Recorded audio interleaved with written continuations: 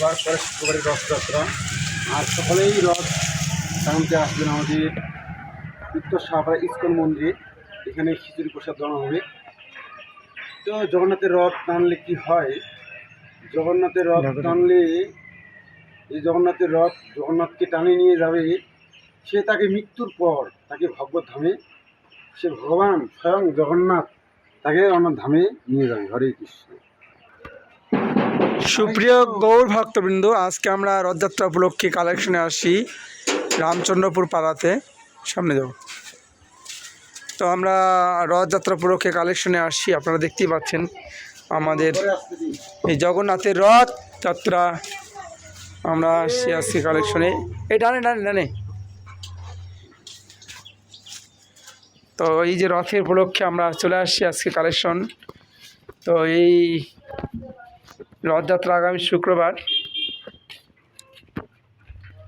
হরে কৃষ্ণ, বলেন। হরে কৃষ্ণ। হরে কৃষ্ণ মাতাজি। প্রভুরা রথযাত্রার জন্য কিছু দেন। হরে কৃষ্ণ। ওই সামনে ওই ব্রাহ্মণ মাতা রথের জন্য। হরে কৃষ্ণ। তো ভক্তবৃন্দ, আমরা আজকে শ্রী রামচন্দ্রপুর পাড়াতে আসছি এখানে রথের কালেকশন উপলক্ষে। আপনারা রথে সবাই যাবেন এবং আপনাদের আমন্ত্রণ এবং নিমন্ত্রণ জানাচ্ছি। এখানে দিল, আপনারা দেখতে পেলেন। তো আপনারা যাবেন সবাই। হরে কৃষ্ণ। রথে সবাই আসবে। হরে কৃষ্ণ। হরে কৃষ্ণ। সুরানা কাছারি মন্দিরে যাবে রথ। হরে কৃষ্ণ। আপনাদের রথ তো ওখানেই না। হ্যাঁ হ্যাঁ।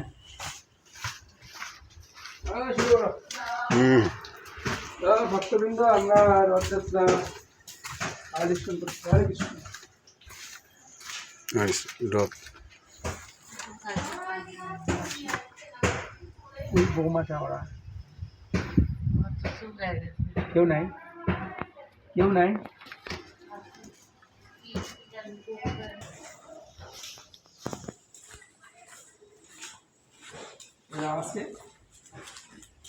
দেখেন।